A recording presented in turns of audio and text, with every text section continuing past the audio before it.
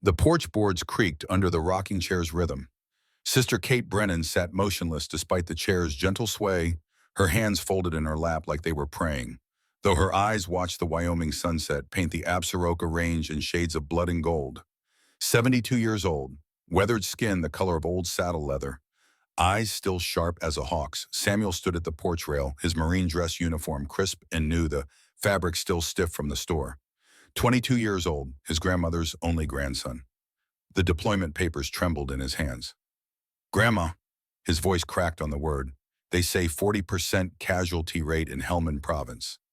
Kate didn't move, didn't blink, just watched that sunset bleed across the mountains. You afraid of dying or afraid you ain't ready? Sam looked down at his hands, watched them shake. Both, I guess. The chair stopped rocking. Kate's fingers uncurled from her lap. Old hands, wrinkled and spotted with age, but steady, absolutely steady. Let me tell you about the time I escorted 8 women through hell, she said. Taught me what fear really means. Sam turned from the rail. His grandmother was staring at her own hands, now turning them over slowly, studying the palms like she was reading a book written in scar tissue too in memory. You were a nun, Sam said. What kind of hell did a nun go through? Kate's mouth twitched, not quite a smile. The kind where you have to choose between your soul and someone else's life. She looked up at him. Sit down, Samuel. This is going to take a while. He sat on the porch steps, still clutching those papers, still shaking. Arizona Territory, Kate said. July 1884. Her eyes went distant, seeing something he couldn't, somewhere else, some other time. That's where I learned the difference between being fearless and being brave. Dawn came to the desert like a forge. Sister Mary Catherine was already awake when the first light touched the mission walls, her hands buried in the garden dirt, pulling weeds from around the tomato plants. The heat was already building. That peculiar Arizona furnace that turned air to brass and made every breath feel like swallowing fire. She worked with mechanical efficiency, hands moving fast, no wasted motion. The other sisters said she worked like a soldier, not a woman of God. They weren't wrong. Sister Agnes watched from the kitchen window, kneading bread dough with flour-white hands. She watched Sister Mary Catherine the way you'd watch a rattlesnake coiled in the yard. Wary, respectful, afraid to get too close. Kate felt the eyes on her. She always did. 7 years wearing this black habit, and she still couldn't shake the feeling that everyone could see through it, see what she really was underneath. A killer. She yanked a stubborn weed. Roots tore, dirt scattered. Her hands were already filthy caked under the nails, ground into the creases of her palms. She'd scrub them later, scrub them until the skin was raw, like she did every morning, like Lady Macbeth trying to wash away blood that nobody else could see. The bell for morning prayers rang across the courtyard. Kate stood brushing dirt from her habit. She didn't look at her reflection in the chapel window as she passed, hadn't looked herself in the eye for 7 years. If she did, she might see Kate Brennan staring back. The woman who'd killed 23 men. The woman who'd tracked a man for 3 months just to put a bullet in his heart. That woman didn't deserve to wear a habit. Inside the chapel, she knelt in the back pew. Mother Superior led the prayers in her soft, kind voice. The other sisters joined in their voices, blending into something beautiful and pure. Kate's lips moved with the words, but her mind was somewhere else, somewhere darker. The chapel smelled like candle wax and desert dust. Light filtered through the single stained glass window, throwing colored shadows across the stone floor. Kate stared at those shadows and thought about the gun hidden in her cell. Loaded, Colt Peacemaker, .45 caliber, wrapped in oilcloth and stuffed inside a hollowed-out Bible. The other sisters didn't know. Mother Superior knew. She'd known from the beginning, but she'd given Kate sanctuary anyway, given her a chance at something like redemption. The prayers ended. The sisters filed out, heading to breakfast. Kate stayed behind, hands still folded, eyes still down. Sister Mary Catherine, Mother Superior's voice. Gentle. Always gentle. Kate looked up. Mother Superior stood in the aisle, her weathered face creased with concern. 65 years old, Mexican, a woman who'd spent her whole life serving God and helping people who couldn't help themselves. There's someone coming, Mother Superior said quietly. Someone who needs your particular skills. Kate's jaw tightened. I don't have those skills anymore. We both know that's not true. Mother Superior sat in the pew beside her. You put them away. That's not the same as losing them. Through the chapel window, Kate could see dust rising on the northern road. A wagon, moving fast. Who is it? Kate asked. Women, Mother Superior said. 8 of them. They escaped from a mining camp up near Silver Creek. The underground network brought them here, but they can't stay. It's not safe. Kate's hands tightened in her lap. The camp owner will come looking. He already is. The wagon was closer now. Kate could hear the wheels creaking, horses breathing hard from a long run. They need an escort to California, Mother Superior continued. 400 miles. Through territory that's still got Apache war parties and outlaws and men who'd sell their own mothers for $1. Father Miguel was supposed to take them, but he's down with fever. There's nobody else. Kate stared at those colored shadows on the floor. Red and blue and gold. Pretty colors. Peaceful. I swore I'd never touch a gun again, she said softly. I know. I swore I'd never kill again. I know that too. The wagon pulled into the courtyard. Kate heard women's voices, scared voices, speaking languages she didn't understand. Polish, Italian, Romanian, German, Russian, Spanish. The sound of women who'd been through hell and weren't sure they'd made it out the other side. What's the point of redemption, Mother Superior asked, if you don't use it for something good? Kate stood, her knees creaked. 52 years old, not young anymore, not the woman who'd ridden with bounty hunters and killed men for money, but not entirely different either. I'll need my guns, she said. Mother Superior nodded. I know. The wagon driver looked like he'd aged 10 years on the journey. Young Mexican man, maybe 25, but his hands shook when he climbed down from the seat. His shirt was dark with sweat, his eyes darting to the desert road behind him, like he expected to see pursuit any second. They're safe now, Miguel, Mother Superior told him. You did well. Miguel shook his head. They're not safe. Nobody's safe. Cyrus Wade has men everywhere. Bounty hunters, trackers. He's offering $500 for each woman brought back alive. $500 per head, $4,000 total. That kind of money would bring every lowlife in the territory. Kate hung back as Mother Superior helped the women down from the wagon. They moved slowly like wounded animals, staying close together, flinching at every sound. Their dresses were torn and dirty, their faces bruised, their eyes empty. Kate recognized that emptiness. She'd seen it in her own mirror once, a long time ago. The first woman down was older than the others, late 30s, maybe 40. Polish features, dark hair going gray. She had a scar across her lower belly visible through a tear in her dress, the kind of scar you got from losing a baby the hard way. This one was the leader. Kate could tell by how the others looked to her, how they waited for her to move first. Magda, the woman said, pointing to herself. Heavy accent, limited English. Welcome, Mother Superior said gently. You're safe here. Magda's eyes swept the courtyard, calculating, looking for exits, looking for weapons, looking for threats. She wasn't soft. Whatever had happened to her, it hadn't broken her, just made her harder. The second woman was younger, maybe 28, Italian, beautiful once before whatever happened to her had hollowed out her eyes. She didn't speak, didn't make a sound, just clung to Magda's arm and stared at nothing. The third was Romanian, maybe 26, fierce-looking, angry. She had fresh bruises on her wrists and rope burns on her neck. This one wanted revenge. Kate knew that look too. The fourth was Czech, older, early 30s. She moved differently than the others, confident, checking the younger ones for injuries with quick, efficient movements. A healer. Maybe a doctor or nurse in her old life. The fifth was Spanish, young, maybe 24, terrified. She wouldn't let go of Magda's other arm, pressing against her like a child. The sixth was German, tall, strong-looking despite the ordeal. Practical eyes, the kind of woman who'd survive anything. The seventh was Mexican, maybe 30. She spoke more English than the others, translating Mother Superior's words into Spanish and broken versions of the other languages. This one asked questions. Lots questions. About the convent's security, about the escape routes, about who else was here. Kate filed that away. Could be smart caution, could be something else. The eighth was Russian, maybe 31. She hung back from this group watching everything with cool, calculating eyes. Military bearing, this one had training, combat training. Kate would bet her life on it. Sister Mary Catherine, Mother Superior called, please help our guests to the refectory. They need food and water. Kate stepped forward.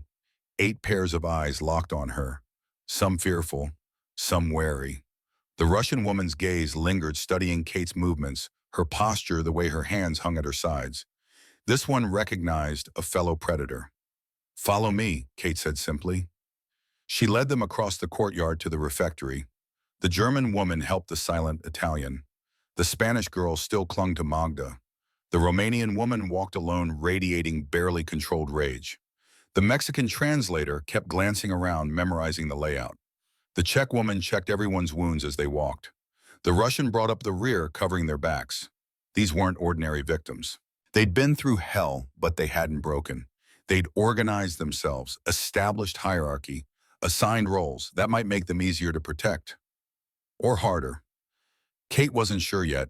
In the refectory, Sister Agnes had laid out bread, cheese, dried fruit, and water. The women fell on it like they were starving, which they probably were. Kate stood by the door watching. The silent Italian woman started crying as she ate, tears running down her face, but she didn't make a sound. The Spanish girl kept looking at the door, jumping at every noise. The Romanian woman ate with one hand, keeping the other free, ready to fight. Magda ate slowly, chewing each bite carefully, her eyes never leaving Kate. After a few minutes, she approached, stood close enough to talk quietly without the others hearing. You are not like other nuns, Magda said. Her English was broken, but clear enough. You have killer eyes. Kate met her gaze, didn't flinch, didn't deny it. I have eyes that have seen killing, Kate replied carefully. No, Magda shook her head. You have eyes of woman who has done killing. She touched her own chest. I know. I have same eyes. They stood there for a moment. 2 women who'd crossed lines they couldn't uncross. 2 women wearing masks. Can you protect us? Magda asked. Kate studied the others, their fear and their anger and their desperation, the way they'd survived the unsurvivable. Yes, she said, I can protect you. Magda nodded, turned back to her bread, but before she walked away, she said quietly in Polish to the other women. Kate didn't speak Polish, but she caught the tone. Warning, this nun was different. This nun was dangerous. Good. They should know that. If things went bad on the road, they'd need to understand why Kate was doing what she'd have to do. The Mexican woman, the translator, approached next, smiling, friendly. Thank you, sister, for helping us. My name is Maria. Sister Mary Catherine. This is a beautiful convent, so peaceful. How many sisters live here? 8. And you have guards' protection. God is our protection. Maria's smile didn't change, but her eyes did. Calculating. Of course, but in case of trouble, are there weapons? Kate's instincts prickled. Why do you ask? Just worried. Cyrus Wade is a dangerous man. He has many guns, many men. We're protected, Kate said neutrally. Maria nodded, smiled again. Of course, I'll tell the others. They'll feel safer. She squeezed Kate's arm gently. Too familiar, too comfortable. Then she walked away to use the privy. Kate watched her go. Something off about that one. Too many questions, too interested in security details. But maybe that was just trauma. Maybe that was just a woman who'd learned not to trust anyone or anything. Or maybe it was something else. An hour later, Kate stood in Mother Superior's office windows, open to catch any breath of air that might be moving. It was nearly noon. The temperature outside had climbed past 110 degrees. The adobe walls kept the worst of it out, but the heat still pressed down like a physical weight. The camp was called Silver Creek, Mother Superior explained, consulting a letter that had arrived with the wagon. 60 miles north. Officially, it's a mining operation. Silver and copper. Cyrus Wade owns it. Legitimate businessman, at least on paper. Pays his taxes. Has connections with the territorial government. But, Kate prompted, but the mine is barely producing anything. Most of his operation is elsewhere: saloons, gambling halls, and importing women from Europe with promises of marriage or work, then selling them into prostitution or forced labor. Kate's jaw tightened. How many women has he moved? We don't know. Dozens, at least. These 8 escaped 2 days ago, killed a guard, and stole a wagon. They were supposed to be moved to different locations across the territory. When they didn't arrive, Wade would have realized what happened. He'll come looking. He's already looking. Miguel said there were riders on the road behind them, maybe an hour back. Kate walked to the window, stared out at the desert. Heat shimmered off the sand, making the horizon waver like water. The underground network has a safe house in San Diego, Mother Superior continued. Catholic mission like this one. They can protect the women there, help them start new lives. But it's 400 miles, through Apache territory, through lawless towns and empty desert, through country where Wade has contacts and bounty hunters. Father Miguel was supposed to take them. Father Miguel is 68 years old and currently delirious with fever. Even if he recovers, he couldn't protect them. Not from what's coming. Kate turned from the window, studied Mother Superior, really looked at her. You knew, Kate said quietly, when you took me in 7 years ago. You knew I might be useful for something like this. Mother Superior's expression didn't change. I took you in because you needed sanctuary, because you were trying to atone, because I believed redemption was possible for you. She paused. But yes, I knew your skills might be needed someday. I swore I'd never touch a gun again. I know. I swore I'd never kill again. I know. I've spent 7 years trying to wash the blood off my hands. Kate held up her palms, rough and calloused from work. Clean, but she could still see the stains that nobody else could. 7 years trying to become someone different. You have become someone different, Mother Superior said gently. The woman you were wouldn't have spent 7 years in prayer and service. The woman you were wouldn't have questioned whether this was the right thing to do. You've changed, Kate. But that doesn't mean your old skills are useless. It means you can use them for something good. Kate stared at her hands, curled them into fists, opened them again. There are 8 women in that refectory who are terrified, Mother Superior continued. 8 women who've been beaten and violated and sold like livestock. 8 women who finally escaped and now have a chance at freedom, a brief chance, if someone can get them to California. What about hired guards, professional escorts? Wade has men everywhere, bounty hunters, former Army scouts, professionals. We can't trust anyone we hire. They'd either turn the women over for the reward or get killed trying to stop it. Mother Superior's eyes were steady. But you're not just a professional, Kate. You're someone who understands what these women have been through. Someone who's trying to atone for her own sins. Someone who will die before letting them be taken back. The words hung in the air. True, all of them true. I'll need my guns, Kate said quietly. I know. I'll need supplies, 2 wagons, ammunition, food and water for 14 days. You'll have it. And if I have to kill to protect them, Kate met Mother Superior's eyes. If I have to become that woman again, then you become that woman, Mother Superior said firmly. But you'll be becoming her to save innocent lives, to give 8 women their freedom. That's not the same as what you did before. That's not revenge. That's not anger. That's love. That's sacrifice. Kate wanted to believe that. Wanted to believe there was a difference, that killing to protect was different from killing for revenge. That the blood on her hands could somehow be washed away by spilling more blood for the right reasons. She wasn't sure it worked that way. But those 8 women in the refectory didn't have anyone else. I'll do it, Kate said. Mother Superior's shoulders sagged with relief. Thank you. Don't thank me yet. We might all be dead in a week. The riders came an hour later, just as Kate was retrieving her weapons from their hiding place in her cell. 3 men on horseback moving at an easy canter, not hurrying, confident. Kate watched from her window as they rode into the courtyard. The lead rider was different from the others. Expensive suit despite the heat, silk cravat, black hat with a silver band. Maybe 30 years old. Handsome in a cold way. Eyes like chips of ice. The other 2 were hired guns. No question. They wore their pistols low and tied down. They sat their horses like men who lived in the saddle. Professionals. Kate's hands tightened on the Winchester she'd just oiled. She knew those eyes, knew that face. Even before he removed his hat and wiped the sweat from his brow, she knew.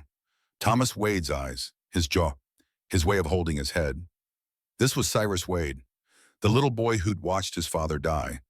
All grown up, running his father's empire of vice and violence. Kate's heart hammered. Did he recognize her 20 years? She'd aged, gained lines around her eyes, gray in her hair now, in the habit. She'd been wearing buckskin and blood the last time he saw her. But those eyes, would he remember those eyes? She forced herself to stay calm, to breathe, to be Sister Mary Catherine, not Kate Brennan. Below, Mother Superior emerged from the main building to greet the visitors. Kate couldn't hear the words, but she could read the body language. Polite, civil, but tense. Cyrus dismounted, bowed slightly to Mother Superior, a gentleman, or playing at being one. They talked for maybe 5 minutes. Cyrus gestured toward the refectory. Mother Superior shook her head. Firm, final. Cyrus's expression didn't change, but something shifted in his posture. A subtle hardening. He'd been polite, now he was threatening.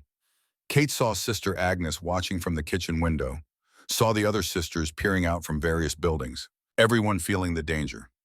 Finally, Cyrus remounted. He surveyed the courtyard slowly. His gaze swept across the buildings, across the windows, across Kate's window. Their eyes met. Kate forced herself not to react, not to look away. Just another nun, just another woman of God. Nothing special, nothing dangerous, but something flickered in Cyrus's eyes. Recognition, suspicion. He stared at her for a long moment, then turned his horse and rode out his men following. Kate watched until they were specks on the horizon. Then she released the breath she'd been holding. Her hands were shaking. First time in 7 years. She glanced down at the Winchester, at the Colt Peacemaker on her bed, at the woman staring back from the small mirror on the wall. Not Sister Mary Catherine. Not anymore. Kate Brennan. The killer. The ghost. The woman who'd tracked a man for 3 months and shot him in cold blood while his 10-year-old son watched. That woman was going to have to come back, because Cyrus Wade wasn't going to give up those women, and Kate couldn't let them be taken back. She picked up the Colt, checked the cylinder. 6 rounds, all good. 7 years of prayer and penance. 7 years of trying to be someone different, all about to end. The chapel was empty when Kate entered after sunset. Candles flickered in their holders, casting dancing shadows across the stone walls. She knelt in the front pew, the Colt heavy in her pocket, and tried to pray. But the words wouldn't come. Instead, memories came. Memories she'd spent 7 years trying to bury. 1864. New Mexico territory, a homestead burning under the summer sun. Kate saw it all again. Saw herself riding up to the cabin she'd built with her husband. Saw the smoke. Saw the door hanging open. Saw the bodies. John, her husband, shot in the chest, dead before he hit the ground. Sarah, 8 years old, their daughter, small and perfect and full of life. Dead beside her father, still clutching her rag doll. Thomas Wade Sr. standing in the yard with his hired guns, smiling, explaining how John had refused to sell the land, explaining how unfortunate accidents happened on the frontier, explaining how Kate should probably leave before she had an accident too. The rest was a blur. Kate running, hiding, learning to shoot, learning to track, learning to kill, spending 3 months hunting the man who'd destroyed her world, finding him in a ghost town called Silver Point, an old assay office, Thomas Wade and his men counting money from their latest robbery. Kate remembered walking through that door, remembered the weight of the Colt in her hand, remembered Thomas Wade's face when he recognized her. The confusion, then the fear. She remembered the thunder of the gunshot, the way his body jerked, the way blood pooled on the floor. She remembered the boy in the doorway, 10 years old, Thomas Wade's son, watching his father die the way Kate had watched her family die. She could have killed him, should have killed him. He was a witness. He'd identify her, hunt her. But when she stared into those young eyes, she saw Sarah, saw innocence that didn't deserve to be destroyed.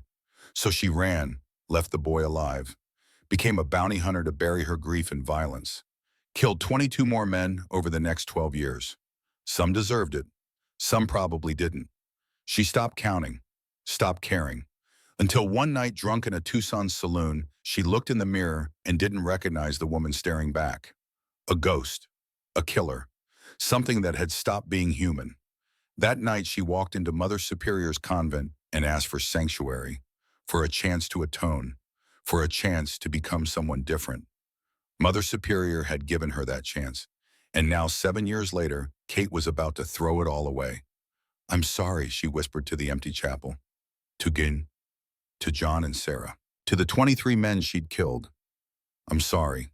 But she wasn't sorry enough to let those 8 women be taken back.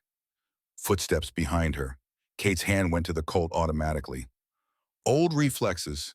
Mother Superior stood in the aisle holding a lamp. "I'm taking them," Kate said, "but I need to tell you the truth about who I am, all of it. I know who you are. You know I killed men. You don't know why. You don't know how." Kate stood facing her. "You don't know about Thomas Wade, about how his son was there, about how that boy grew up to be Cyrus Wade, the man who just rode into our courtyard." Mother Superior's expression didn't change. "I know. I've always known." Kate stared. "How?" "When you came here 7 years ago, I made inquiries. I needed to understand who I was giving sanctuary to. I learned about the homestead, about your family, about Thomas Wade and what he did to them." She paused. "I learned about the boy who watched his father die. I learned that boy grew up angry, grew up wanting revenge, but didn't know who to take it out on, so he became his father. Built his father's empire, bigger and darker. You knew all this, and you still took me in. I took you in because you were trying to atone, because you'd spent 12 years becoming a killer and wanted to spend the rest of your life becoming something else." Mother Superior's eyes were gentle. "And because I knew someday somewhere you'd have to face what you'd done, really face it, not just pray about it, not just work in a garden and hope the blood washes away. Face it. Choose whether to be the woman you were or the woman you were trying to become. I don't know which woman I am anymore. Then find out. On this journey, with these women, find out who Kate Brennan really is." Kate wanted to argue, wanted to say it was more complicated than that, but Mother Superior was right. It was time. Time to stop hiding behind a habit. Time to find out if redemption was real or just a lie she'd been telling herself for 7 years. "I'll need to confess," Kate said. "Before I go, everything, all 23 men, every detail. I'll hear your confession. But Kate," Mother Superior touched her arm gently, "you're already forgiven. By God. By me. Now you need to forgive yourself." That was the hardest part. Forgiving herself for surviving when John and Sarah hadn't. Forgiving herself for the things she'd done to numb the pain. Forgiving herself for being human instead of perfect. "I'll try," Kate said. "That's all any of us can do." They stood in the chapel for a long time. Then Kate confessed. Every kill, every moment of rage and grief and darkness. Every piece of her soul she'd sold for vengeance. Mother Superior listened, didn't judge, didn't condemn, just listened. When it was over, Kate felt lighter. Not clean, not redeemed, but lighter.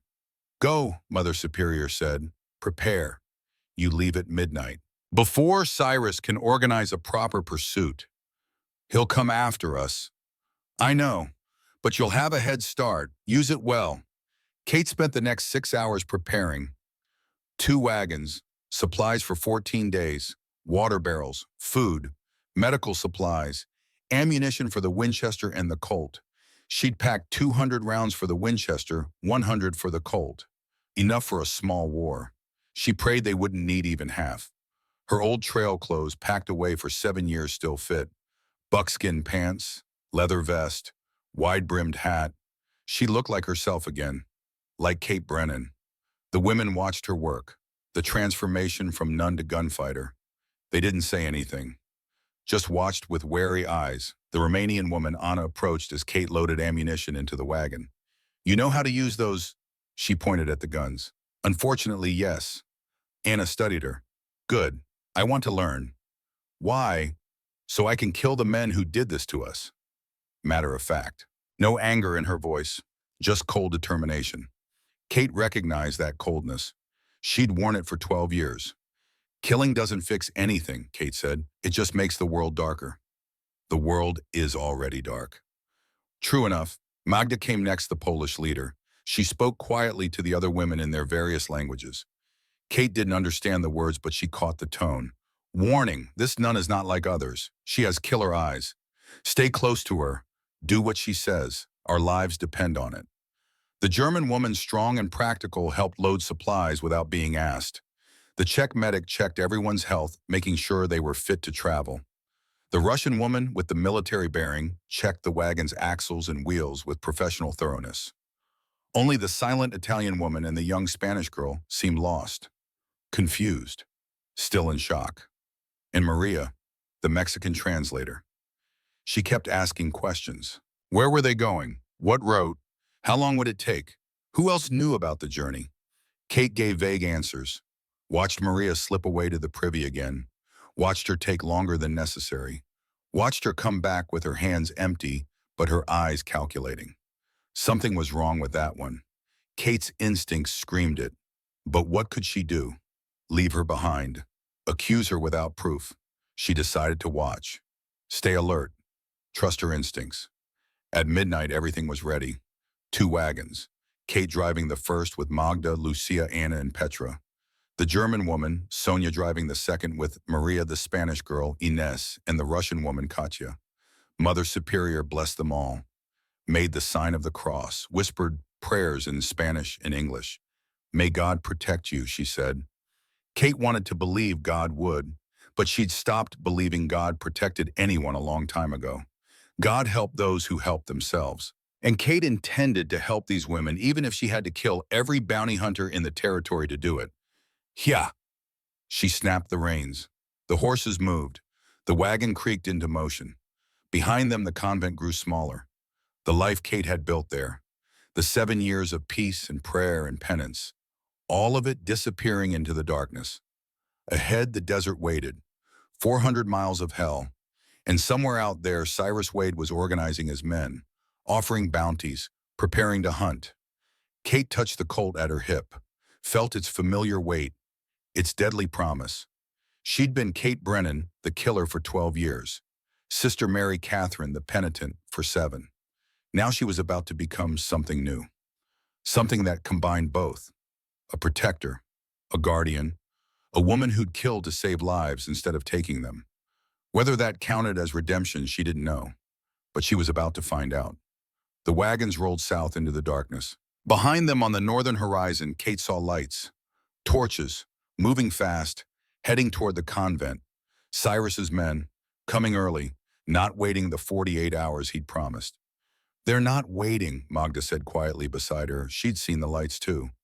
No, Kate agreed, they're not. She snapped the reins harder. The horses broke into a gallop. Behind them, Sonia matched the pace. Hold on, Kate called back to the women.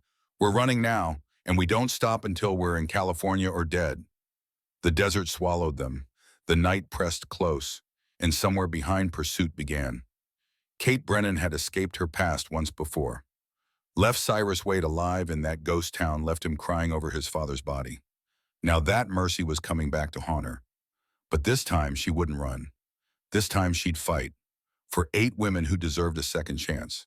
For the redemption she'd been seeking for 7 years. For the memory of John and Sarah who died because she couldn't protect them. This time she'd protect everyone. Or die trying. The desert at night was a different creature than the desert by day. Cold, sharp. The stars so bright they hurt to look at. Kate kept the wagons moving south, following the old smuggler trails she'd learned 20 years ago, when she was hunting men instead of protecting them. Trails that didn't appear on any map. Trails that stayed away from towns and waterholes where Cyrus's men might be watching. Magda sat beside her on the wagon seat, silent for the first hour. Just watching, learning. Behind them in the wagon bed, Lucia slept fitfully, whimpering in her sleep. Anna sat rigid, staring at the darkness like she could burn it away with her anger. Petra checked everyone's feet, wrapping blisters, preparing for the ordeal ahead. How far can we go before sunrise? Magda finally asked. 20 miles if we're lucky, 15 if we're not. Kate glanced at the stars, calculating. We'll rest during the heat, move again at dusk, and they will follow. They're already following. Magda nodded, accepted this. How many men does he have? Cyrus 20, maybe 30 if he calls in favors. Kate adjusted her grip on the reins. The leather felt familiar in her hands. Too familiar. But he won't send them all. He'll send his best. Maybe 10, 12 men, professional trackers, gunfighters. Can we fight them? Kate studied Magda. Really looked at her, this woman who'd survived trafficking, who'd lost a baby, who'd organized 7 other broken women into something resembling an army. We can try, Kate said. That is not good answer. It's the only answer I have. Behind them, Sonia's wagon creaked and groaned. The German woman drove with steady competence matching Kate's pace. In her wagon, Maria, the translator, Inez, the terrified girl, and Katya, the Russian with the military eyes. Kate kept glancing back at that wagon. At Maria, something wrong there, something she couldn't quite name. You do not trust the Mexican one, Magda observed. You notice things. I am alive because I notice things. Magda shifted on the seat. In camp, we learned. The ones who ask too many questions, they are either very smart or very dangerous. Maria asked many questions. Maybe she's just scared. We are all scared. But Maria, she asked wrong questions. About routes, about weapons, about who knows we are here. Magda's eyes were hard in the starlight. In Poland, we had word for this. Zdrajka, betrayer. Kate's hands tightened on the reins. You think she's working for Cyrus? I think we should watch her careful. They rode in silence after that, the desert spreading out around them like a dark ocean. Somewhere a coyote howled. The horses' hooves crunched on sand and rock. The wagon wheels squeaked and groaned. Kate found herself thinking about John, about the homestead they'd built together, about Sarah laughing as she chased chickens in the yard, about the life that had been stolen from her 20 years ago. You have same eyes as me, Magda said quietly. Kate glanced at her. Eyes that have seen too much, lost too much. Magda touched her belly where the scar was. I lost baby. My husband, he was killed trying to protect me. I was taken, sold, used. She said it matter-of-factly, like she was reciting a list. For 2 years, I was nothing. Not human, just thing to be used. I'm sorry. I do not want sorry. I want you to know I understand. Whatever you lost, whatever made you become Nun, with killer eyes, I understand this. Kate stared at the horizon, at the darkness. I had a daughter, 8 years old. My husband tried to protect her from the men who wanted our land. They killed them both. I watched them die. Magda nodded slowly. And then I spent 12 years hunting the man who did it. Killed him. Killed 22 others along the way. Became the kind of woman who looked in the mirror and didn't recognize herself anymore. But you stopped. I tried to stop. Became a nun. Tried to wash the blood away. Kate's voice was bitter. 7 years of praying and scrubbing my hands and pretending I was someone different. And here I am, right back where I started. Gun in my hand, blood coming. No, Magda said firmly, not same. Before you killed for revenge. Now you protect. Is different. Is it? Yes, Magda's voice was certain. I know because I am same. In camp, I killed guard, broke his neck with my hands, felt his life leave, and I felt nothing. She held up her hands. These hands took life, but they took life to save other women. That is not same as murder. That is survival, that is protection. Kate wanted to believe that, wanted to believe there was a difference between killing for revenge and killing to protect. But the dead didn't care about motivation. They were just dead. We will all have blood on hands before this ends, Magda continued. But we will have it for right reason, to save each other, to reach freedom. That is redemption, sister. Not washing hands, not praying, choosing to do hard thing for good reason. The words settled into Kate like stones into water. Sinking deep, maybe Magda was right. Maybe redemption wasn't about becoming perfect.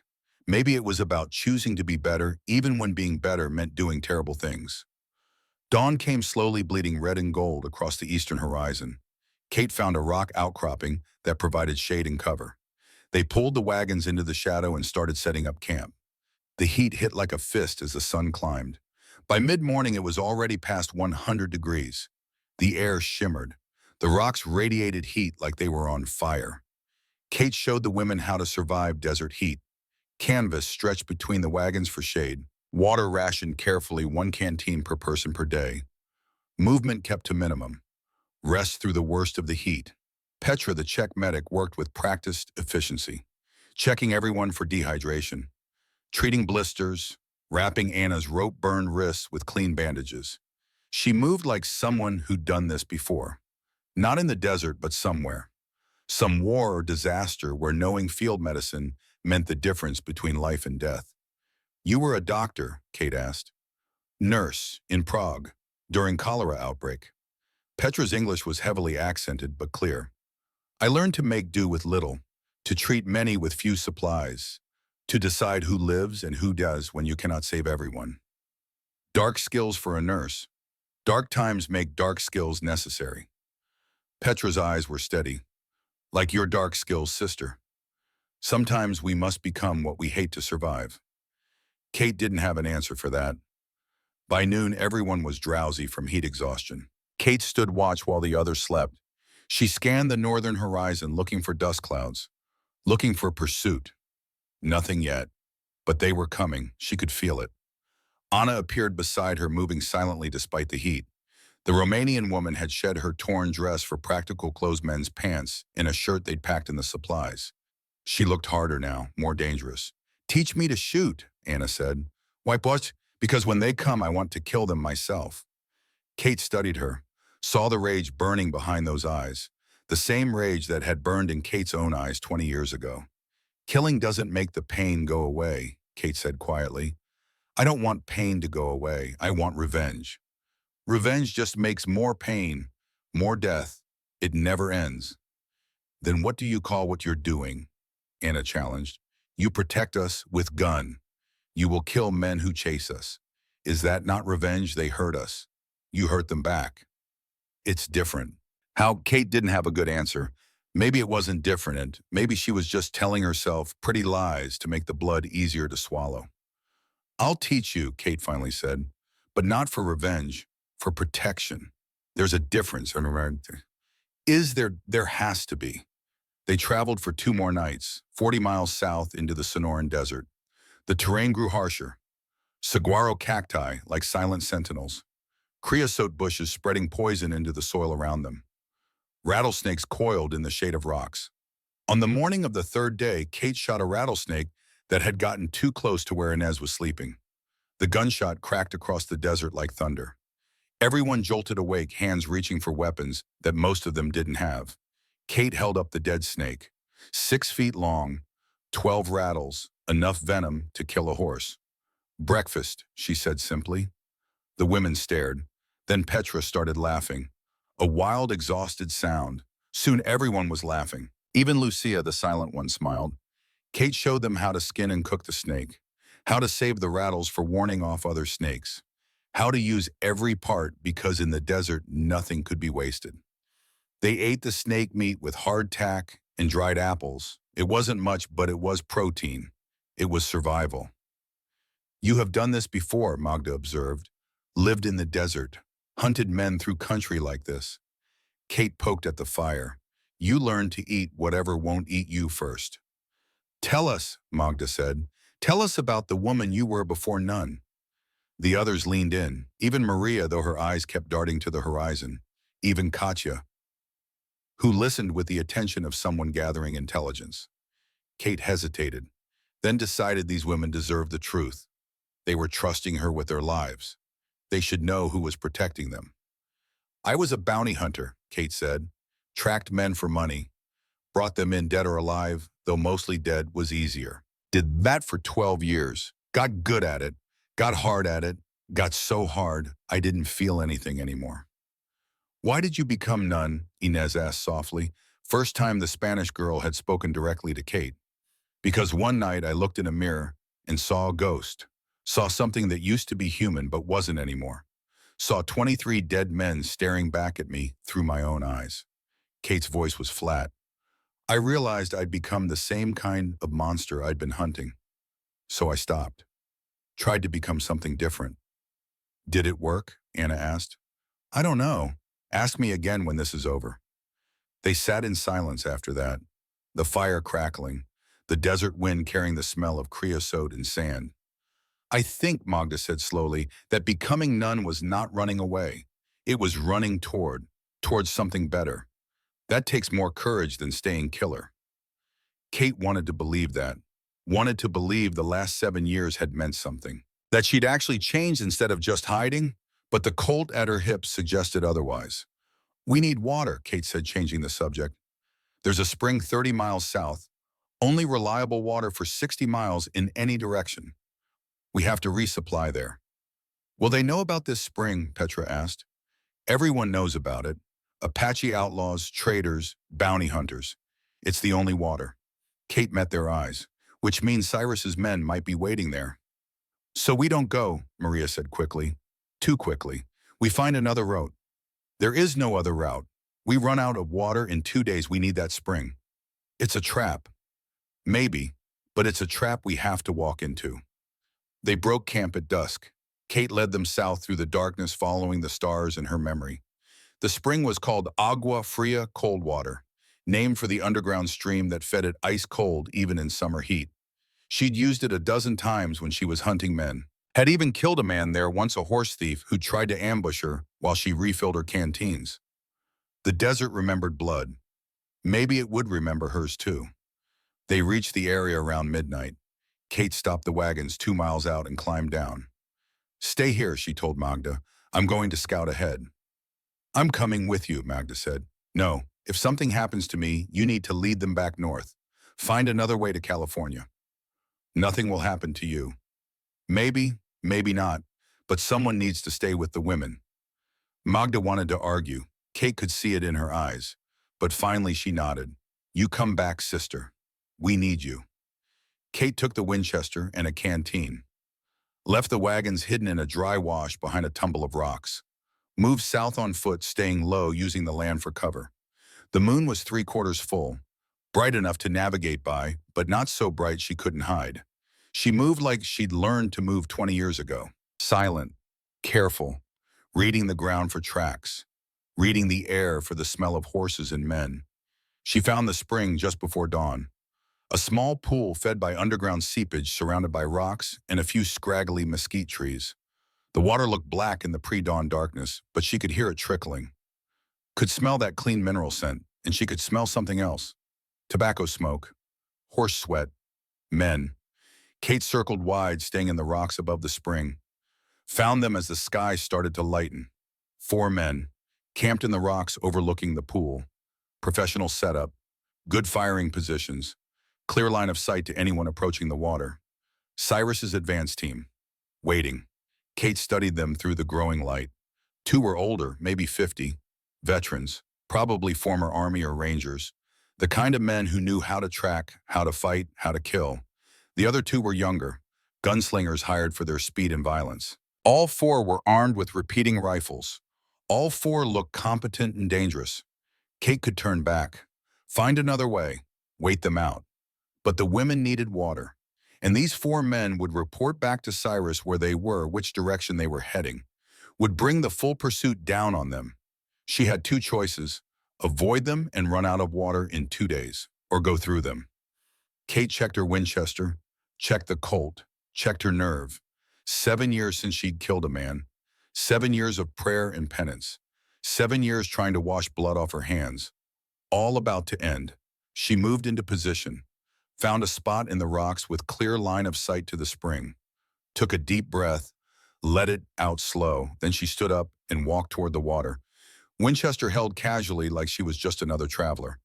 The 4 men reacted instantly. Rifles came up, hammers cocked. That's far enough, sister, one of the older men called. You're harboring stolen property. Mr. Wade wants his women back. Kate stopped 20 feet from the spring, close enough to talk, far enough to have a chance if things went bad. These women aren't property, Kate said calmly. They're free human beings with the right to go where they choose. That's not how Mr. Wade sees it. They signed contracts. They owe him money. He wants them back. Contracts signed under duress aren't legal. You know that. The gunman smiled. No warmth in it. Law's whatever Mr. Wade says it is out here. Now you can tell us where they are, we'll collect them peaceful-like, and you can go on your way. Or we can do this the hard way. Kate's hands stayed loose on the Winchester. Relaxed. Ready. I have a counter-offer, she said. You can ride away now, tell Cyrus you never found us, and nobody has to die today. All four men laughed, the younger ones with mockery, the older ones with genuine amusement. Sister. One of the young gunmen said, you're one woman with a rifle, there's four of us. The math don't work in your favor. Math's not everything. The older gunman studied her, really looked at her, saw something in her eyes that made his smile fade.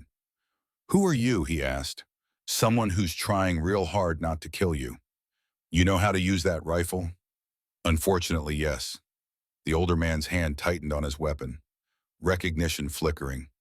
Wait, I know those eyes. I've seen you before, long time ago. You were... The younger gunman reached for his pistol. Muscle memory took over. Kate didn't think, didn't hesitate, just moved. Winchester came up, fired. The young gunman jerked backward, red bloom on his chest, dead before he hit the ground. The second young gunman drew. Kate worked the Winchester's lever, fired again. Second gunman down. The two older men dove for cover, started returning fire. Bullets whined off rocks around Kate. She dropped behind a boulder, levered another round, came up firing. Caught one of the veterans in the shoulder. He spun, went down behind a rock. The last man was good, professional. He didn't panic, just fired methodically, trying to pin her down, working to get a better angle. Kate moved, circled through the rocks, used the terrain the way she'd been trained 20 years ago. Found a new position, waited. The gunman moved, trying to flank where he thought she was. Kate shot him in the chest. Clean kill. Heart or lung, she couldn't tell. Didn't matter. He went down and didn't get up. Silence fell over the spring, just the sound of water trickling. Wind through the mesquite, Kate's own breathing harsh and fast. The wounded man groaned behind his rock. Jesus, Jesus Christ. Kate approached carefully, Winchester ready. Found him clutching his shoulder, blood soaking through his shirt. Not fatal unless infection set in. You let me go, he gasped. I won't tell Wade nothing. I swear. Kate studied him. At the three dead men, at the blood on her hands again, after 7 years of trying to wash it clean. Tell him, Kate said quietly, tell Cyrus Wade that Sister Mary Catherine is done running. Tell him Kate Brennan is protecting these women. Tell him if he wants them, he'll have to go through me. The man's eyes widened. Kate Brennan. Holy hell. They said you were dead. They said they were wrong, now go. Kate gestured with the rifle. Take a horse. Ride north, don't look back. The man scrambled for the horses, mounted up, still clutching his bleeding shoulder, rode north at a gallop, looking back over his shoulder like he expected Kate to shoot him in the back. She didn't, just stood there, staring at the three bodies, at the blood pooling in the sand, at her hands steady on the rifle, no shaking at all. 7 years of prayer and penance and trying to become someone different, all gone in 30 seconds. Kate walked to the edge of the rocks and vomited, emptied her stomach behind a boulder where nobody could see, hands shaking now, whole body trembling. First blood in 7 years, and it had been so easy, so automatic, like riding a horse or breathing, just muscle memory and violence and death. Sister, Kate spun. Magda stood 10 feet away, having approached silently. She studied Kate, at the bodies, at the blood. I heard gunfire, Magda said quietly. I came to help. Kate couldn't speak, just stood there shaking. Magda walked over, put her arms around Kate, held her while she trembled. You saved us, Magda whispered. You did what was necessary. It was righteous. Kate shook her head against Magda's shoulder. Killing is never righteous. Sometimes it's just necessary. There's a difference. Is there? There has to be. They stood there for a long moment. Two women who'd killed to survive. Two women carrying guilt and blood and the weight of choices that couldn't be undone. Finally, Kate pulled back, wiped her face, studied the spring. Get the others, she said, voice steady again. We need to fill the canteens. Then we need to move, fast. That man will reach Cyrus by tonight. Full pursuit will start tomorrow. How many will come? All of them. They pushed south through the next day and night, stopping only when the horses were too exhausted to continue. Kate found tracks behind them around noon of day 4. 12 riders, maybe more. Moving fast, professional tracker leading them. Cyrus had mobilized his full force. We're not going to outrun them, Kate told the women as they rested in the shade of a canyon wall. We need to find a defensible position. Make a stand. Fight, Inez's voice was small. Fight or die, those are the options. They found the canyon 2 hours later. A narrow defile cut through red sandstone, maybe 50 yards long. Walls rising 30 feet on either side. Perfect bottleneck. Anyone trying to ride through would be exposed the entire way, while defenders in the rocks above would have complete coverage. Here, Kate said, we make our stand here. She positioned the women in the rocks overlooking the canyon entrance, showed them how to hold the rifles they'd taken from the dead men at the spring, showed them firing positions, how to work the levers, how to aim. You don't have to kill, Kate told them. To make noise, make them think there's more of us. Shoot high, make them duck, keep them pinned. Anna was the only one who looked eager. The Romanian woman handled the rifle like she'd been waiting her whole life for this moment. Maybe she had. Magda took position beside Kate. If we hold them here, then what? Then maybe they give up. Decide the women aren't worth dying for. You believe that? No, but I can hope. They didn't have to wait long. The riders appeared at the canyon entrance around dusk. 12 men, led by a tall figure in an expensive suit and black hat. Cyrus Wade. Kate's breath caught. This wasn't supposed to happen. Cyrus should have sent his men, should have stayed safe in Silver Creek. But here he was leading from the front, close enough that Kate could see his face in the fading light. Thomas Wade's face, his eyes, his jawline. But colder, harder. 20 years of anger and empire building had turned the grieving boy into something dark and dangerous. Sister Cyrus's voice echoed off the canyon walls. Send down my property and you go free. Nobody else has to die today. Kate stood, let him see her clearly. These aren't property, she called back. They're human beings. They have the right to freedom. Cyrus stared up at her.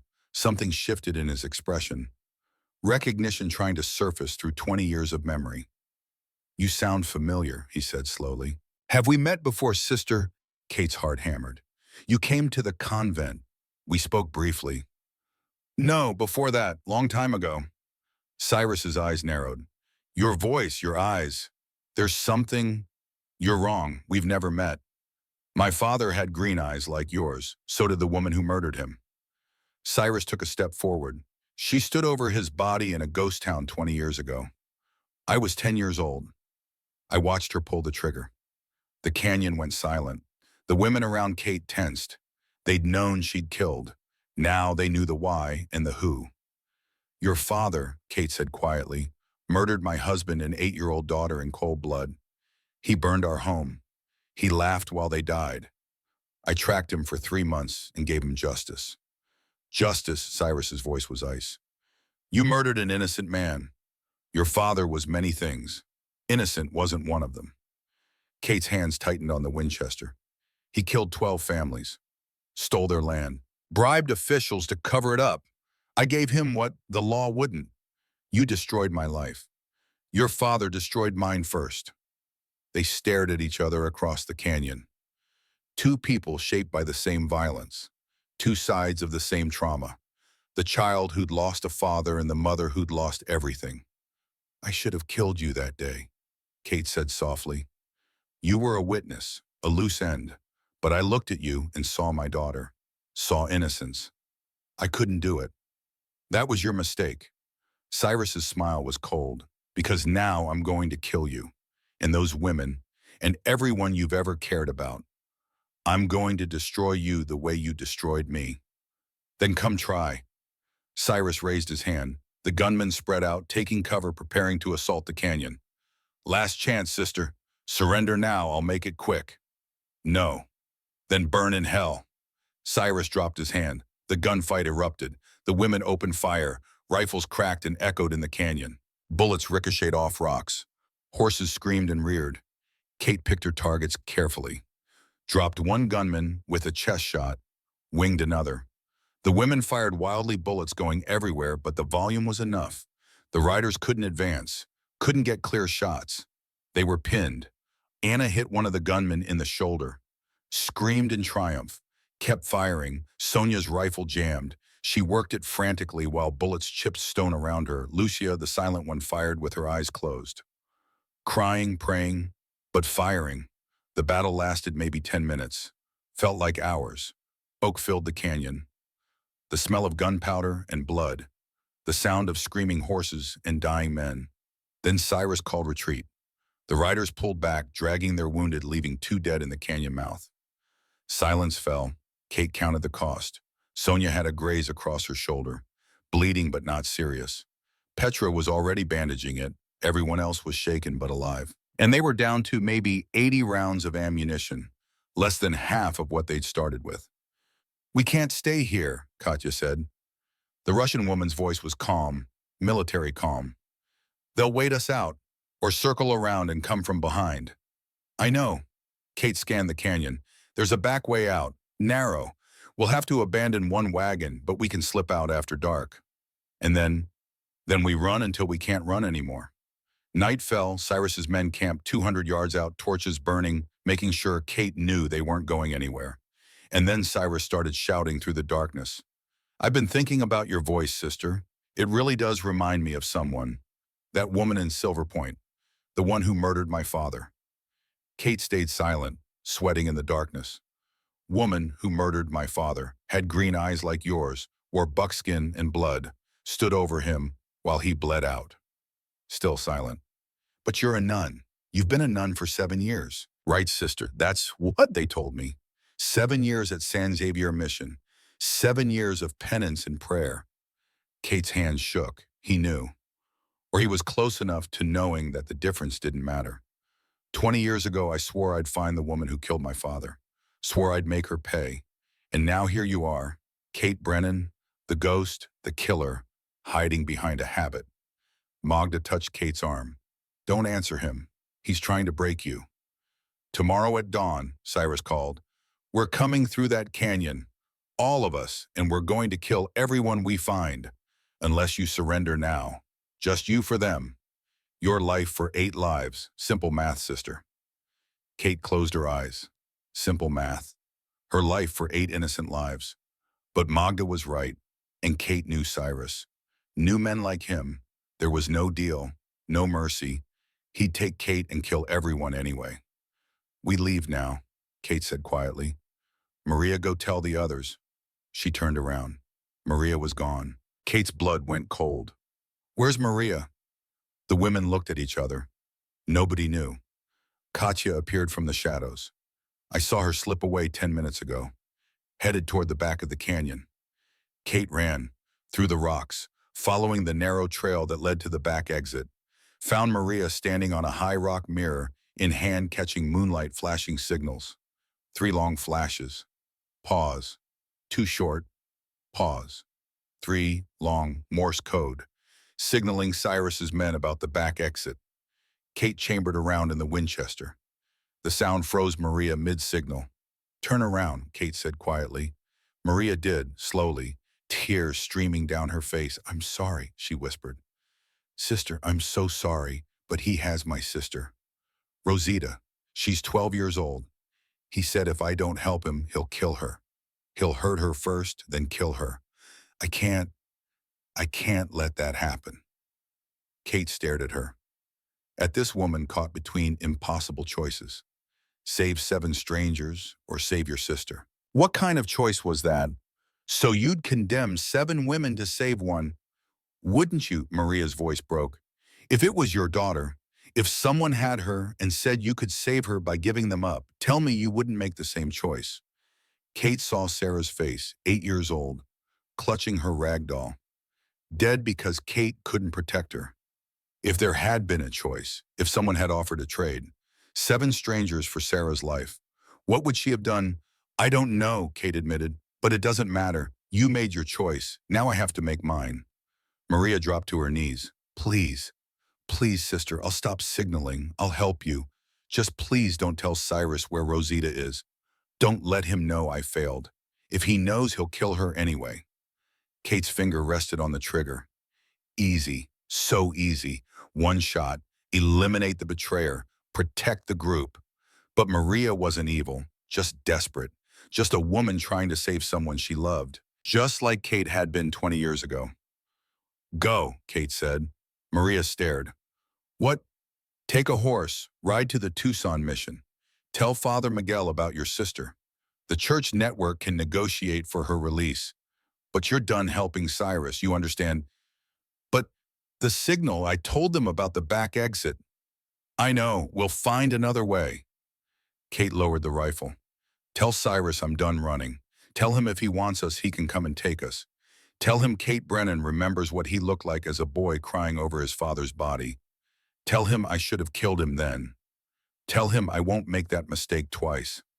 Maria scrambled to her feet, started to speak, stopped, just nodded, turned and ran into the darkness.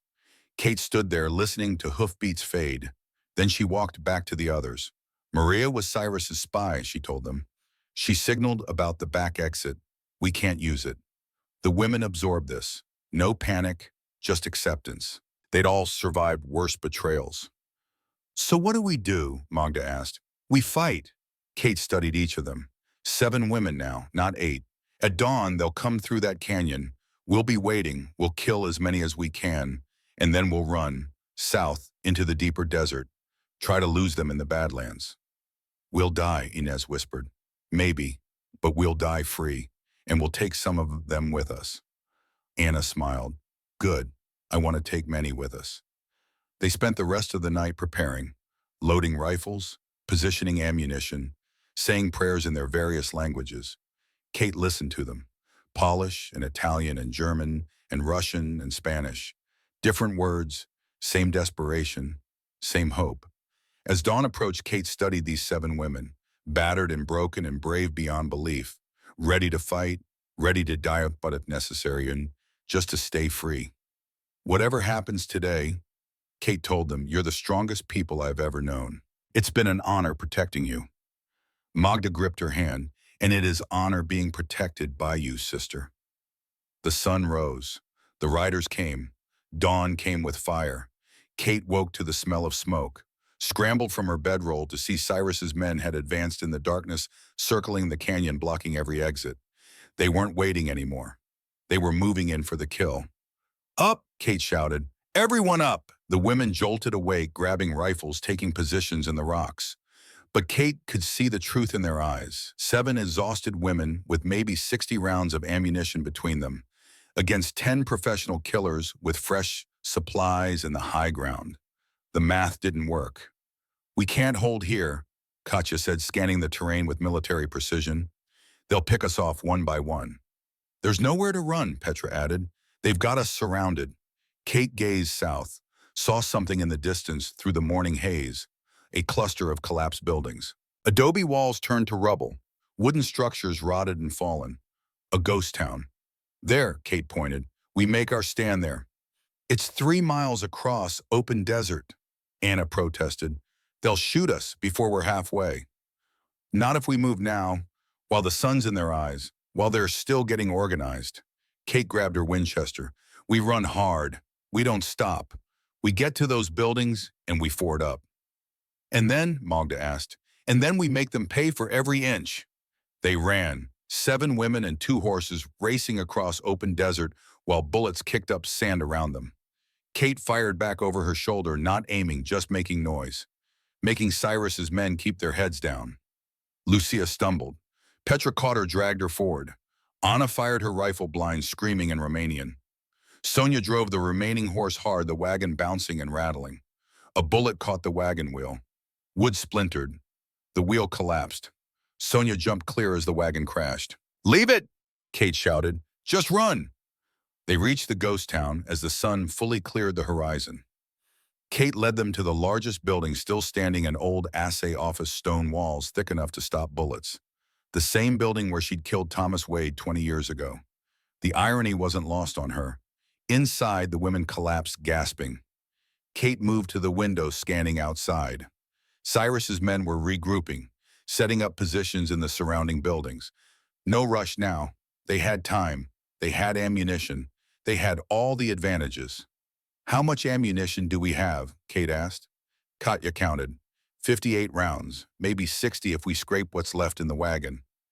58 rounds, 10 men. Kate studied the women. At Magda, strong but exhausted. At Lucia, who'd finally found her voice but might never speak again.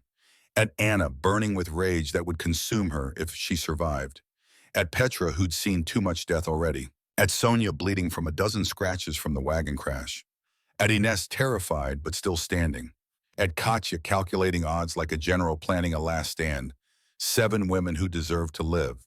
7 women who'd survived hell and were about to face it again. And Kate, the woman who'd promised to protect them. "Listen to me," Kate said. "I'm going out there. I'm going to surrender myself to Cyrus. The rest of you, oh." "No," Magda's voice was flat, final. "It's the only way. He wants me. He doesn't care about—" "He will kill us anyway," Magda interrupted. "You know this. We know this. He cannot let us live. We have seen his face. We know his operation. We are witnesses."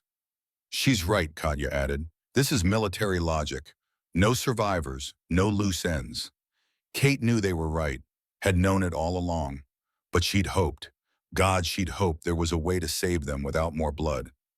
"Then we fight," Kate said quietly. "We make them pay. And maybe, if we're lucky, we take enough of them down that the survivors decide revenge isn't worth it.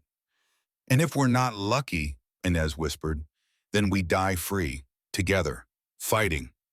Kate met each woman's eyes. "That's more than they gave us before. More than we had in their camps. We die as human beings, not property, not things, people."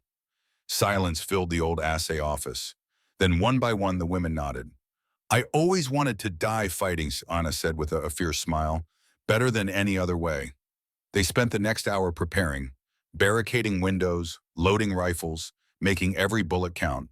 Kate taught them to aim for center mass, to breathe, to squeeze, not pull.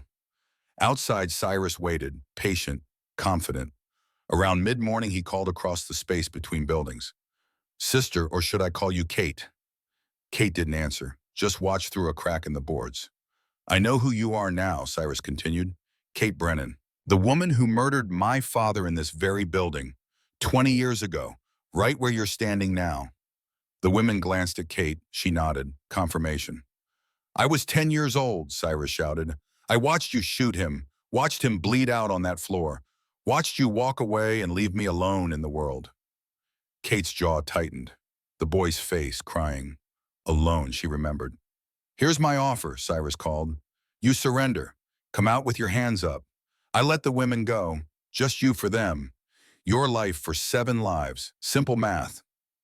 Magda gripped Kate's arm. "Don't believe him." "I don't," Kate replied. "Your father," Kate shouted back, "murdered my husband and 8-year-old daughter. Burned my home. Destroyed my life, and he did it smiling. For a piece of land he didn't even want. Just because he could. Lies, truth." Kate's voice cracked like a whip. "He killed 12 families, Cyrus. Stole their land, bribed officials. Your father was a monster wearing a gentleman's suit, and I gave him mercy. He didn't deserve a quick death. You destroyed everything. Your father destroyed everything. You just became him to fill the hole he left, but you didn't have to." Kate's hands shook on the Winchester. "I saw a boy in that doorway. A child who didn't deserve to lose his father even if his father deserved to die. I could have killed you, should have if I wanted to be smart. But I didn't, because somewhere inside me I was still human. That was your mistake. Maybe, but it was a human mistake, not a monster's mistake." Kate took a breath. "You became your father, Cyrus. Built his empire bigger. Did worse things, hurt more people. You didn't have to. You chose to. That burden is yours to carry." Silence, then tomorrow at dawn we end this. I'll burn you all out if I have to. And Kate, I'm going to make sure you watch them die before I kill you." The women's faces were grim. "We need a miracle," Sonia said quietly.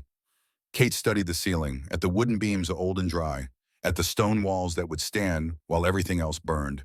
An idea formed, desperate, crazy, but maybe their only chance. There's a mine shaft, Kate said, thinking back 20 years. Under this building, old silver mine, goes down maybe 30 feet, then branches out. If we can get down there before they burn us out, we'll be trapped, Katya pointed out. We'll be alive, and Cyrus will think we're dead. He'll leave. We wait a day, then come out. Head south while he celebrates back in Silver Creek. That's not a plan, Anna said. That's hope. Hope's all we've got left. They found the mine entrance in the back room covered by old boards and 20 years of dust. Kate pulled them away, revealing a dark shaft descending into earth. The women stared into that darkness. I don't like small spaces, Inez whispered. None of us do, Magda replied. But we like being dead less. As they prepared to descend, Kate heard something. Hoofbeats, single horse, coming fast from the north. Everyone froze. Another of Cyrus's men, Petra asked. Kate moved to the window, saw a lone rider approaching, old, maybe 68, wearing a marshal's star even though he sat the horse like a man who'd been riding for days. Kate's breath caught. Thomas, she whispered. Who? Magda asked. My old partner, retired marshal. We rode together 20 years ago. Kate watched the old man ride straight toward Cyrus's position. Fearless. What the hell is he doing here? Thomas reached Cyrus's barricade. Stopped. Dismounted slowly, hands visible. Kate couldn't hear the words, but she saw Cyrus emerge, gun drawn. They talked for maybe 5 minutes. Then Thomas pointed toward the assay office, pointed at Kate's window. Cyrus shook his head, aimed his pistol at Thomas. Thomas didn't flinch, just kept talking, pointing, arguing. Finally, Cyrus lowered the gun, gestured for his men to let Thomas pass. The old marshal rode toward the assay office, stopped outside. Kate Brennan, he called. It's Thomas Garrett. I'm coming in. Don't shoot. Kate opened the door. Thomas dismounted, grunting with age, and walked inside carrying saddlebags. He studied the 7 women at their rifles at the desperate fortification. Then he gazed at Kate, smiled. Heard Cyrus Wade was hunting someone, Thomas said. Figured it might be you. You're too old for this, Tom. So are you. He dropped the saddlebags. They clinked, heavy. Brought ammunition, food, water, and 1 extra gun. He pulled a Colt from his belt, handed it to Magda. Figure you could use the help. Kate stared at the saddlebags, at the supplies, at her old friend who'd ridden God knew how many miles to find her. Why, she asked. You saved my life in '76, Apache ambush. I took 2 arrows. You carried me 15 miles to a doctor. Figured I owed you. Thomas sat down slowly, old bones creaking. Besides, been following you for 7 years, making sure you were safe, making sure you stayed on the path. You've been watching me. Someone had to. You're too valuable to let die stupid.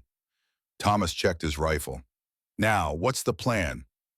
Kate wanted to cry, wanted to hug this stubborn old man who'd tracked her for 7 years just to make sure she was okay. But there wasn't time. We're going down into the mine, Kate explained. Wait out the fire. Come out when they think we're dead. Thomas nodded slowly. That could work, but there's another option. What? We fight here and now. Take as many as we can. I'll stay up here, cover your escape. Hold them off while you get the women out through the mine shaft. Tom, that's suicide. Probably, he smiled. But I'm 68 years old. Got cancer eating my gut. Doctor gave me 6 months, maybe a year. Rather go out fighting than rotting in a bed. So Kate's throat tightened. I can't let you do that. You're not letting me do anything. I'm choosing. Thomas met her eyes. You chose to protect these women, to risk everything for people you barely knew. That's courage, Kate. Real courage. Not the kind where you don't feel fear, the kind where you feel it and do it anyway. The words sank deep. Kate studied the women, at Magda, who'd become her mirror, at the others who trusted her with their lives. We all fight, Kate said firmly, together, and we all escape together. Through the mine, nobody stays behind. Thomas wanted to argue. Kate could see it, but finally he nodded. All right, then we make every bullet count. They distributed Thomas's ammunition, checked firing positions, prepared for a siege. As sunset approached, Cyrus made his move. "Last chance, Kate," he shouted. "Surrender or burn." Kate didn't answer. Cyrus's men moved forward, carrying torches, kerosene. "Now," Kate ordered. The women opened fire. Opened. Rifles cracked from every window. Cyrus's men dove for cover. One went down gut shot. Another caught a bullet in the leg.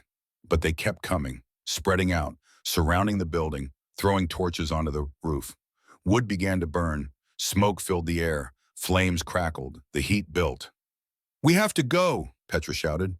"The roof's going. Fall back to the mine," Kate ordered.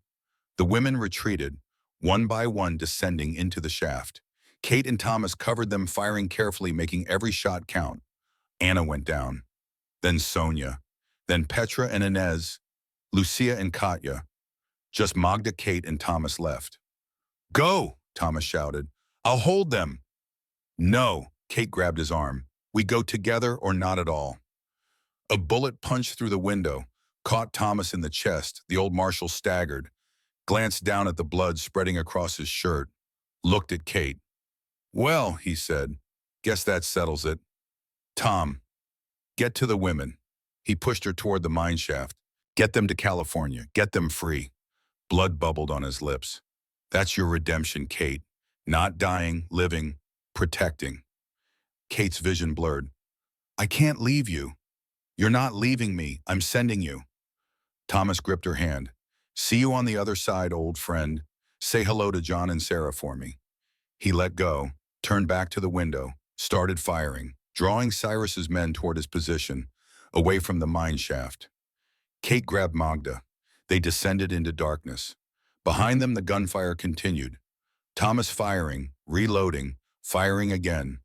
Then silence. Then Cyrus's voice triumphant. Burn it all." Kate and Magda reached the bottom of the shaft. The other women were there waiting in the darkness. Above the building roared with fire. Beams crashed. Stone cracked in the heat. They huddled together in the dark, breathing, praying, surviving. Hours passed. The fire burned itself out. Footsteps above. Cyrus's men searching through the ruins. "Nothing but bones," one of them called. "They're all dead." "Good," Cyrus replied. "Let them rot. We're done here." Hoofbeats, fading, gone. The women waited in darkness for another 6 hours, making sure, being certain. Finally, Kate climbed up to check. Found the assay office destroyed. Nothing but scorched stone and ash. Thomas's body lay near the window, rifle still in his hands. Kate closed his eyes, whispered a prayer. Then she heard it. A sound that stopped her heart. A cough from the rubble. Kate scrambled toward it. Found Cyrus Wade, half buried in fallen stone, a beam across his legs. He'd been caught in the collapse. Trapped. His eyes opened. Saw Kate. Saw death standing over him. "Do it," he rasped. "Kill me, like you killed my father." Kate gazed at him. At the boy who'd watched his father die. At the man that boy had become. At the monster created by violence and grief and rage. Her hand went to the Colt at her hip. Easy, so easy. One bullet. End the threat. End the pursuit. End the cycle. But Magda's words echoed in her mind. A redemption isn't erasing the past. It's choosing better future. And Thomas's words, that's courage. Not the kind where you don't feel fear. The kind where you feel it and do it anyway. Kate pulled the Colt. Cyrus closed his eyes. Waiting. She fired. The bullet hit the beam across his legs. Splintered it, weakened it. Then Kate holstered the gun. Bent down, lifted the beam, freed him. Cyrus stared at her. "Why? Because I'm not that person anymore," Kate said quietly. 20 years ago, I killed your father and left you crying in a doorway. I thought that was justice, but it just made more pain, more violence, more death." She stood, looked down at him. "I'm breaking the cycle, Cyrus. I'm choosing not to kill you, just like I chose not to kill you when you were 10 years old. Not because you deserve mercy, because I deserve to stop being a killer." Cyrus's hand went to his belt, to a hidden pistol. Kate saw it, Could have stopped it. Could have drawn and fired. Didn't. Cyrus pulled the gun, aimed at Kate's chest. His hands shook. Tears ran down his ash-covered face. "You destroyed everything," he whispered. "Your father destroyed everything. You just kept destroying because you didn't know any other way." Kate's voice was gentle. "But you can stop. You can choose differently. You can let us go and build something new. Something better than your father's empire." The gun trembled. Cyrus's finger on the trigger. "I can't," he gasped. "I can't let you win. This isn't about winning. It's about stopping. About choosing to be human instead of monster." Kate spread her arms. "So do it. Shoot me. Prove you're just like your father. Prove violence is all you know. Prove I was right to fear you'd become exactly what he was." Cyrus's face twisted.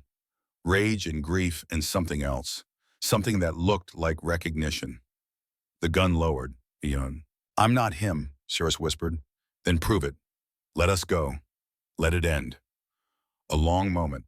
Then Cyrus dropped the gun, collapsed back against the rubble, sobbing. Kate turned away, walked back to the mine shaft where the women waited. "Is he dead?" Anna asked, eager. "No," Kate said, "and we're not killing him." "Why not?" Anna's voice was angry, betrayed. "Because we're better than him. Because redemption isn't about revenge. It's about choosing mercy even when violence would be easier." Kate studied each woman. "We won, not by killing, by surviving, by refusing to become the monsters they tried to make us." The women absorbed this. Some nodded. Anna looked like she wanted to argue, but finally she lowered her rifle. "So what now?" Magda asked. "Now we go to California," Kate said. "We finish what we started." The 2 weeks to California passed in a haze of exhaustion and slow healing. They traveled at night, slept in caves during the day, avoided every town and settlement. Kate's shoulder wound from the ghost town battle festered on day 3. Petra drained the infection with a hot knife and whiskey. By day 7, Kate could lift her arm again. By day 10, the women were laughing around the fire. Small things, shared jokes and broken English, songs from their homelands. They were becoming something new. Not victims anymore. Survivors, the mission. San Diego de Alcala rose from the California hills like a promise kept. White adobe walls, red tile roof, gardens overflowing with flowers. After their brutal journey, it looked like heaven. The women stood at the gates, 7 survivors of hell finally reaching sanctuary. Mother Teresa, the mission superior, welcomed them with open arms. Mexican, maybe 50, kind eyes that had seen suffering and responded with compassion instead of judgment. "You're safe now," she told them. "All of you. No one can hurt you here." Kate stood back, watching the women embrace this new life, watching them begin to breathe again. Lucia spoke. Full sentences, her voice rough from disuse but clear, strong. "Thank you for everything, for giving me my voice back, my strength." Anna approached, the anger in her eyes tempered to something softer. "You showed me that rage can be a weapon without consuming us, that protecting is better than destroying." Inez hugged Kate tightly. "You were the mother I lost, the strength I needed." Petra shook her hand. "You prove goodness still exists, even in darkness." Sonia nodded, practical as ever. "You're the first person who saw us as human, not victims, not property, people." Katya, the Russian soldier, saluted. "In war, I learned redemption isn't erasing past.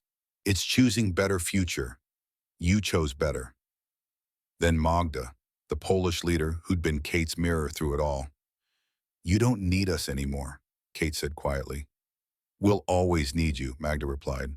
"But you're right. We don't need protection anymore. We need to live, to build, to become who we were meant to be before they broke us." "What will you do?" "Start school. For women like us, trafficking survivors. Give them safe place. Give them chance," Magda smiled. "Give them what you gave us." Kate's throat tightened. "I just protected you." "No, you showed us we were worth protecting. That is greater gift." They stood in the garden, 2 women who'd killed to survive, who'd carried guilt like stones, who'd found redemption not in washing away blood, but in choosing to protect instead of destroy. "What about you?" Magda asked. "What will you do?" Kate glanced at her hands. The same hands that had scrubbed and scrubbed for 7 years trying to wash away blood. They were clean now, not because the blood was gone, because she'd stopped trying to pretend it wasn't there. I think, Kate said slowly, I'm going to live, really live. Not as a killer, not as a nun hiding from who I was, as Kate Brennan, all of me. The good and the bad and the complicated parts. Magda hugged her, tight, then let go. Go, she said. Live your life. You earned it. Kate left the mission that evening, rode north toward Wyoming, toward home, toward whatever came next. She stopped at a stream on the second day, dismounted to water her horse, and then she washed her hands, just washed them, scrubbed the trail dust away, rinsed them clean. She didn't scrub until they were raw, didn't try to erase stains that nobody else could see, just wash them. For the first time in 27 years, her hands felt clean. Not because the blood was gone, because she'd finally forgiven herself for being human. She was still Kate Brennan, still a woman with 27 dead men in her past, but she was also the woman who'd protected 7 innocents, who'd chosen mercy over revenge, who'd broken a cycle instead of continuing it. That had to count for something. That had to be redemption. The sunset had deepened while Kate told her story. The Absaroka Range was dark now against a sky full of stars. Samuel sat at her feet, the deployment papers forgotten on the porch beside him. You killed 4 more men on that journey, Sam said quietly. That made 27 total. Yes. And Cyrus Wade, you let him live. I did. What happened to him? Kate smiled, small, said, he disappeared, sold his operation, moved east. I heard years later he'd become a minister, running a mission for homeless women in New York City, helping trafficking victims find freedom. She paused.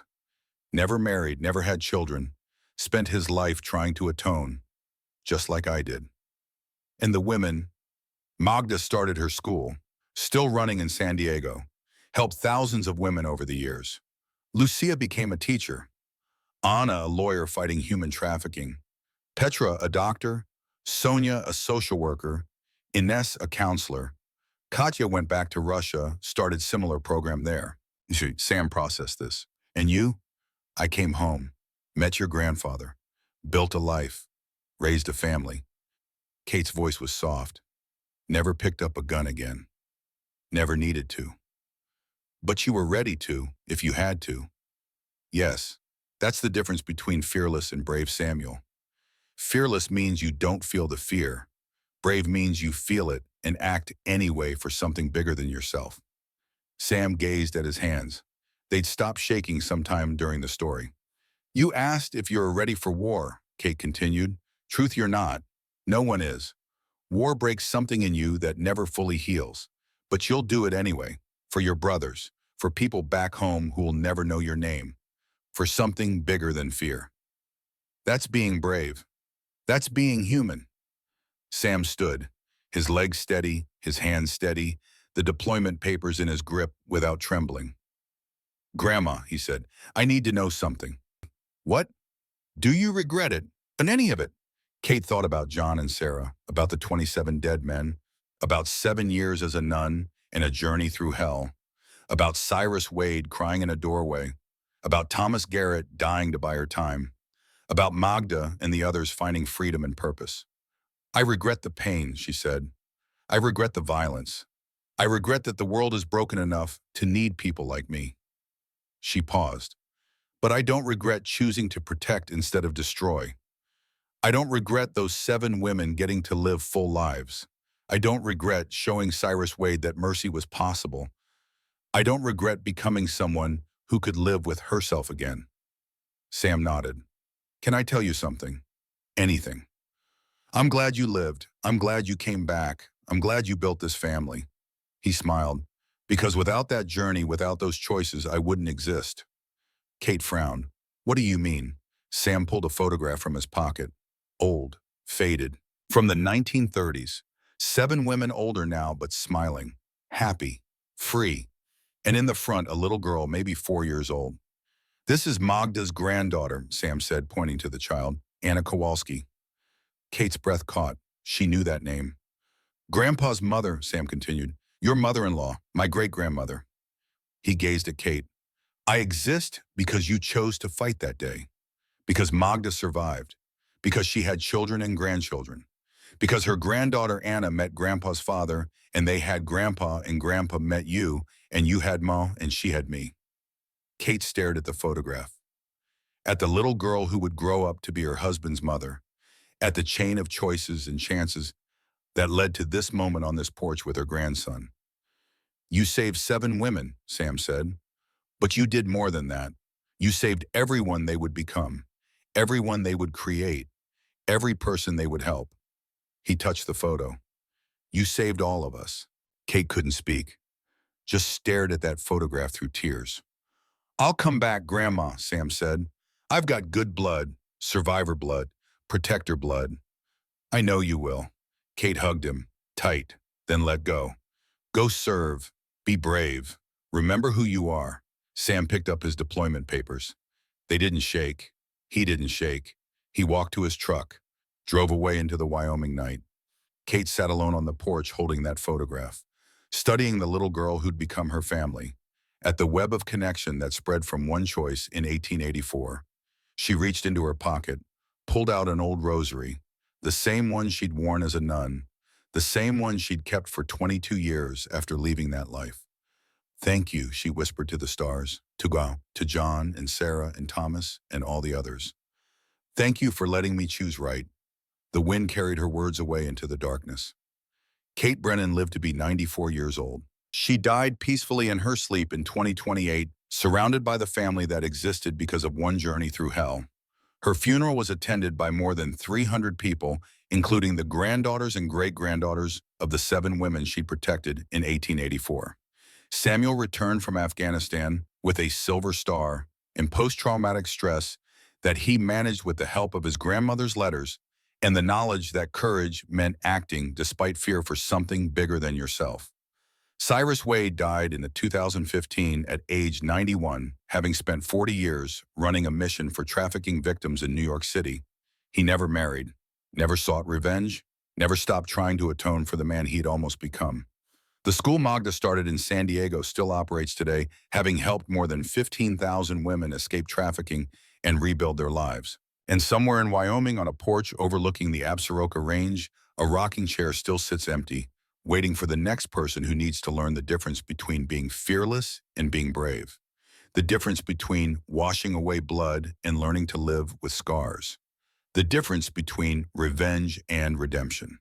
The difference between destroying and protecting. That's the legacy of Kate Brennan. Not the 27 men she killed, but the countless lives she saved, starting with 7 women in the Arizona desert who deserved freedom. That's courage. That's grace. That's what it means to be human.